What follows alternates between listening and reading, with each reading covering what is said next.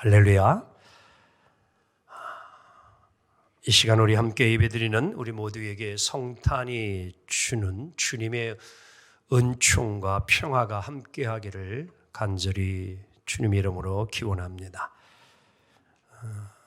한 해를 보내는 송년의 계절이 되어지면 우리는 떠오르는 단어가 있습니다. 다사다난이라는 단어입니다. 다사, 일이 많았다는 거지요. 다난, 어려움이 많았다는 것입니다. 일도 많았고 어려움도 많았던 한 해. 다사다난하지 않았던 해가 언제였을까, 따로 있을까 싶을 정도로 올해는 그 어느 해보다 그 말이 실감이 나지 않을 수 없습니다. 2년여 동안 코로나에 전염되지 않아서 건강하게 목회했는데 마지막에 이 코로나가 감염이 되어져서 그 아픔과 고통이 무엇인지를 겪는 그런 한 주간이었습니다. 저뿐만 아니라 지금도 이제 올해 아산시나 또 천안시에서 매일같이 확진자 보고가 문자로 전송되어집니다. 계속되어지는 이런 코로나의 상황, 그리고 너무나도 어려워진 한국 경제의 현실,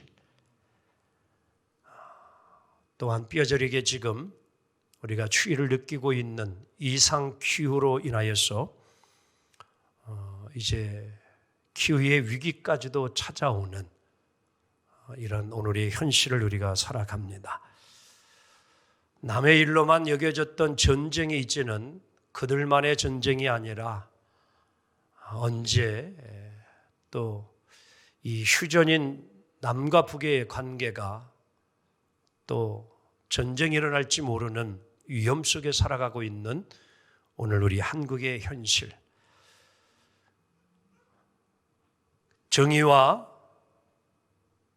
상식, 공정이 잘 통하지 않는 오늘의 모습을 보면서 이러한 많은 여러 가지 일들이 오늘 우리의 삶을 힘들게 하는 것이 현실입니다.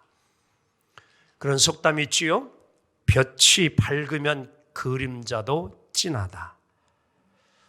어떻게 보면 어려운 때일수록 주님을 기다림은 더욱 간절해지는 그런 때가 아닌가 생각이 되어집니다. 그 어느 해보다도 성탄절을 맞이하면서 저 자신의 마음을 한번 깊이 되돌아보는 한 주간이 될 수밖에 없었습니다.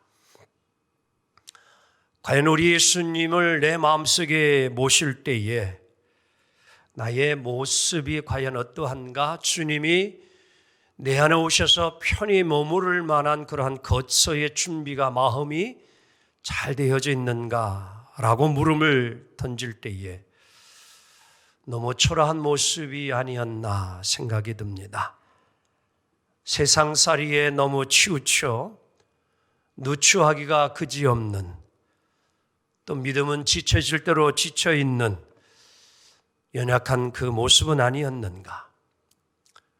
마치 이러한 우리의 모습을 오래전 뉴캐스트의 수도승들이 함께 수도 생활하면서 공동으로 체험했던 글을 책으로 편집해 놓았는데, 행복을 꿈꾸는 수도원이라는 것입니다. 이 글 가운데 보게 되어지면 마른 스펀지에 대한 이야기를 해주고 있습니다. 바로 이러한 내용입니다. 좀 함께 읽도록 합니다. 시작. 가짜 제자는 아주 낡아서 거덜나버린 마른 스펀지와 같아요. 온갖 더러워진 먼지와 때에 절어서 이리저리 나뒹굴지요. 그걸 욕조에 던져보세요. 물 한 방울 흡수하지 않고 그저 둥둥 떠있을 뿐이지요. 물을 전혀 빨아들이지 않아요. 물 위에 둥둥 떠있으면서 물 한 방울 빨아들이지 못하는 마른 스펀지의 모습이 오늘 우리의 모습은 아닌가요? 세상 삶에 이리저리 거덜나버린 영락없는 우리의 자화상의 모습은 아닌가요? 말씀을 준비하는 가운데에 유다왕 히스기야 왕이 기억이 났습니다. 자신의 나라가 아스리아 나라라고 하는 이런 이제 이웃 국가로부터 위협의 풍전등화와 같은 위기에 빠집니다. 국방력으로 자신의 힘으로 아시리아를 물리칠 힘이 없습니다. 답답하지 않을 수 없지요. 그런데 더더군다나 그때에 우리 하나님 이스라엘 선지를 통하여서 이 히스기야 왕에게 청청병력 같은 말을 합니다. 다름이 아니라 이제 히스기야 왕 자네는 죽게 되었으니 집안 모든 일을 다 정리하고 죽음을 준비하라는 하나님의 말씀입니다. 기가 막힌 일이지요. 이때 히스기야 왕은 오직 해야 할 한 가지 일은 다른 것이 없었습니다. 그 순간 그는 얼굴을 벽을 향하여 모든 것을 뒤로 앉혀 오직 하나님을 향하여 눈물을 흘려 기도했습니다. 그의 기도가 얼마나 간절했는지 하나님은 그의 기도 소리를 외면하지 못하셨습니다. 그래서 성경은 내가 너의 기도 소리를 들었고 너의 눈물을 보았노라고 말씀하고 있습니다. 얼마나 그 기도가 간절하고 애절하고 진실했던지 하나님의 뜻을 돌이켰습니다. 그래서 하나님이 히스기야를 데려가시려고 하다가 이제 그의 간절한 기도로 인하여 마음을 바꾸셔서 히스기야 왕을 죽게 하지 아니하고 15년이나 더하여지는 생명의 연장을 허락해 줍니다. 그리고 내 나라도 아시리아로부터 내가 위협으로 다 지켜주리라. 그 증거로 해가 이제 10도 이렇게 그림자를 거꾸로 물리기까지 증표를 확인시켜 주시는 하나님의 행하심을 보게 되어집니다. 나라가 멸망할 수밖에 없었고 자신은 죽을 수밖에 없는 그 순간에 하나님을 향한 간절한 기도로 그가 살아나 하나님 앞에 감사의 찬양을 드립니다.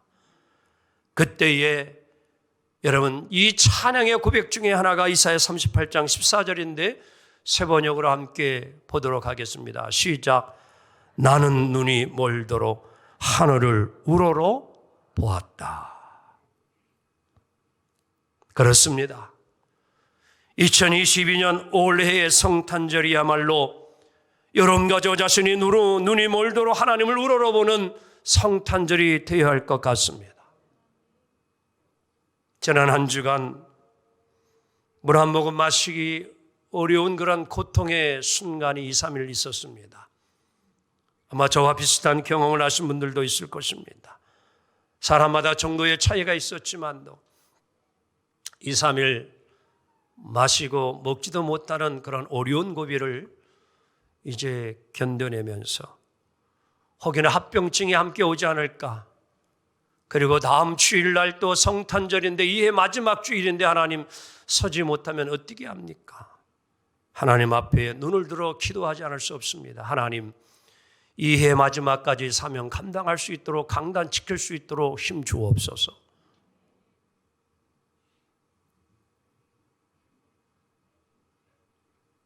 정말 나는 눈이 멀도록 하늘을 우러러 보았나이다.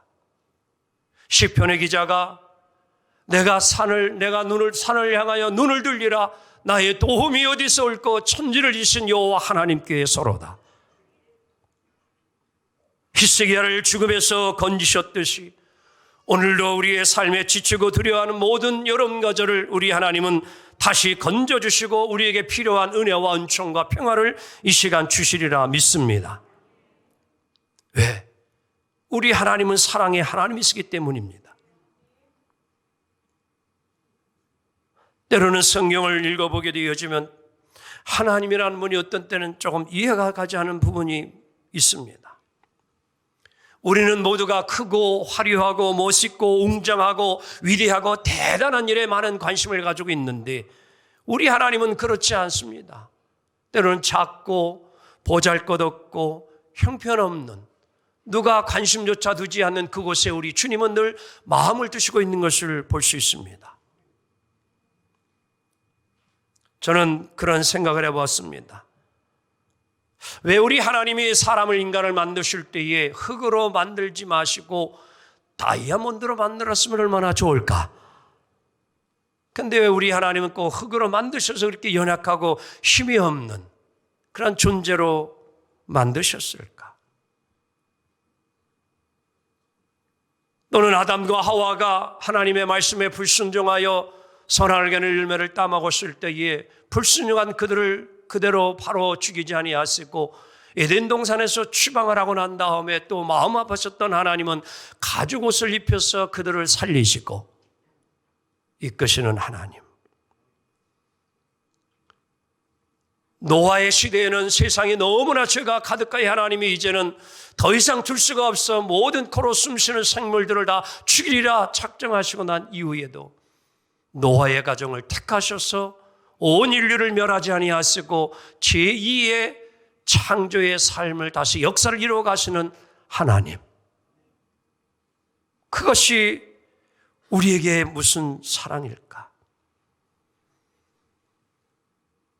구약의 내용의 말씀에 항상 흐르는 보이지 않는 것이지만도 주님의 마음이 담겨 있는데 그것은 구구절절 너희들이 살아가는 동안에 너희 이 땅에는 많은 고아와 가부와 불쌍한 이들이 많이 있으니 그들을 잊지 말고 항상 돌보아 주어라. 택한 이스라엘 백성들, 선민 이스라엘 백성들이 하나님의 말씀에 순종하지 아니하고 죄를 범할 때에 회차를 들고 야단을 치고 때로는 이방나라를 들어서 이스라엘을 쳐서 깨닫게 하고 회개하시는 하나님. 그 가운데에도 선지자와 예언자를 보내서 끊임없이 하나님의 마음을 전달해주고 내게로 돌아와라, 내게로 돌아와라. 나는 너희 하나님이 되고 너희는 내 백성이 되리라. 이것이 주님의 사랑이었습니다.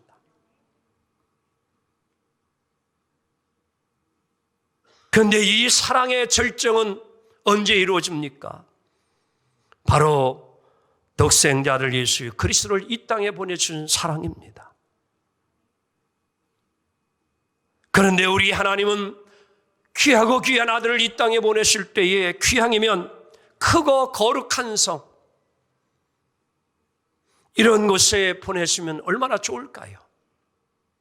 만왕의 왕, 영광의 주로 오시는 주님이 귀한 온 세상 사람들이 바라볼 때에도 웅장하고 멋있는 거룩한 성, 멋있는 화려하고 멋진 백마를 타고 오는 이러한 모습처럼 예수 그리스도를 이 땅에 보내주셨으면 얼마나 좋을까요? 그런데 오늘 우리 하나님은 이 땅에 보내시는 예수님을 어디에 보내십니까? 가장 작은 마을 유대 땅 베들레헴에 보내십니다. 화려한 상하 침대 대신에 구유에 누이게 하십니다. 금으로 수놓은 비단 대신에 허름한 강보에 쌓이게 합니다. 이것이 하나님께서 이 땅을 향한, 우리를 향한 사랑의 모습이었습니다. 초라한 곳. 하지만 우리 예수님은 이제 하나님의 나라를 이루어가며 제자들을 택할 때에도 당시 학벌 좋고 이제 능력 있는 검증된 이들보다는 어떻게 보게 되어지면 모든 사람들이 귀히 여기지 아니하는 어부 그리고 세리와 같은 손가락질 받는 이들을 택하여 교육하시고 제자를 삼으시는, 그들을 세우시고 그들을 통하여 하나님의 나라를 이루어 가시는 주님의 모습을 보게 되어집니다. 그뿐만입니까? 우리 예수님은 항상 바리새인과 사두개인들이 호시탐탐 예수를 올가며 잡아놓고 죽이려고 하는 그때에도 아랑곳하지 아니하고 안식일에 많은 환자들을 고칩니다. 날 때부터 소경 38년 된 병자, 이 모두를 안식일에 두려워하지 아니하고 거침없이 그들을 치유하십니다. 한때는 회당장의 딸이 죽어간다고 하는 소식을 듣고 그를 고치러 가다가 중간에 12년 동안 혈류증을 앓고 있던 여인이 찾아와서 예수님 옷자락을 만질 때에도 그는 외면하지 아니하고 그 여인의 질병을 깨끗이 고쳐주시고 구원해 주십니다. 그뿐만입니까? 이제 마지막 온 인류의 죄를 짊어지시고 십자가에 매달려 고통과 수치와 모욕을 당하는 순간, 이 순간은요, 자기 자신 하나 몸뚱이 그 고통, 그 아픔은요, 자기 스스로도 감당하기 어려웠던 순간이었다고 이야기합니다. 여러분들 가운데는 혹시나 십자가에 매달려 본 경험이 있습니까? 여러분들 20분, 30분 견디지 못합니다. 저는 이 일을 한번 사순절 기간에 이런 행사를 가져본 적이 있습니다. 큰 소나무 위에 십자가 큰 걸 만들어 놓고 테스트를 해봤어요. 근데 여러분, 이 고통은요, 이루 말할 수 없습니다. 가시에 면류관, 허리에 찔리고 온 피를 다 흘리는 순간, 자기 몸뚱이 하나도 지금 건사하기 어려운 이 순간에 좌우편에 있던 강도 중에 한 사람이 나를 기억해달라고 했을 때의 그 순간에도 우리 예수님은 자신은 아랑곳하지 아니하고 오늘 네가 나와 함께 낙원에 이르리라. 마지막 순간까지도 아파하고 힘들어하는 자를 향한 주님의 따스한 사랑을 우리는 알 수 있습니다. 어떻게 보면은 이상하게 여길 만큼 작고 하찮은 거, 보잘것없는 그것에 우리 하나님은 한결같이 더 마음을 두시고 관심을 두시고 사랑해 주시고 구원해 주신 하나님을 보게 되어집니다. 그렇습니다. 오늘 성탄 예배를 드리고 있는 여러분과 저의 내면의 모습은 어떠합니까? 힘들고 어려운 삶 속에서 너무 예민해 있지는 않습니까? 한 주간을 보내면서도 나중에는 얼마나 아내한테도 미안한지요. 제 몸이 너무 힘들고 아프니까 어떤 이야기를 해주고 그러면은요, 저도 모르게 막 짜증이 나고 신경질을 내는 거예요. 왜? 너무 힘드니까요. 너무 예민해 있습니다. 오늘 여러분이 혹이나 이러한 마음의 상처 투성이가 되어 있지는 않는지요. 내 안에 있는 가시에 스스로 찔리고 그뿐만 아니라 그 가시로 또한 남을 찌르고 아픔과 고통을 주는 내 자신의 모습은 아닌가요? 이 시간, 그렇다면 우리는 이제 준비해야 합니다. 무엇을? 내 안에 예수님을 모시기 위한 마음의 빈 방을 준비해야 합니다. 오늘 예수님이 오신다면 여러분의 마음 어디에 여러분은 예수님을 모시기를 원합니까? 여러분의 가정에 손님이 올 때에 어느 곳으로 모실까? 안방으로 모실까? 아니면 거실로 모실까? 영집실로 모실까? 그리고 차례는 어디에 우리 손님을 앉히게 할까? 때로는 우리의 몸속에도 VIP석이라는 것이 있습니다. 그지요? 만약에 여러분 저의 마음속에 예수님 오신다면 여러분들은 예수님을 어디로 모실 것입니까? 어디에 예수님이 머무를 수 있도록, 우리 예수님이 편안히 앉으실 수 있도록 여러분들은 어디에 예수님을 모시기를 원하십니까? 예수님이 오시던 유대 땅 베들레헴, 바로 그것은 호적하러 올라온 사람들이 너무 많아 오늘 예수님 어머니 마리아와 아버지 요셉도 머무를 여관조차 없었다고 성경은 이야기합니다.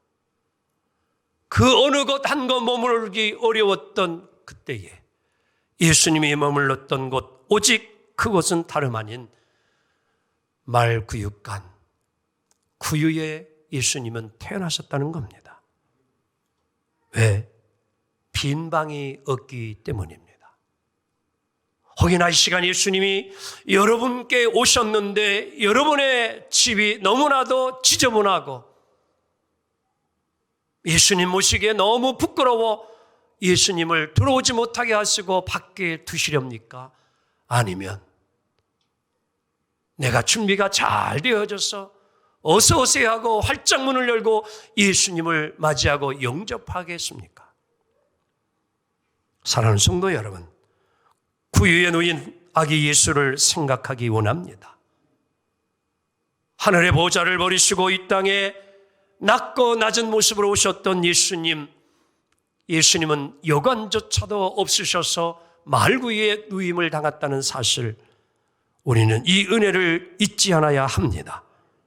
이제 여러분과 저의 몸이 예수님을 거하실 만한 성전이 되어지고 성령님을 모시기에 부족함 없는 그릇이 되어 주님 모시고 살아가기를 원합니다.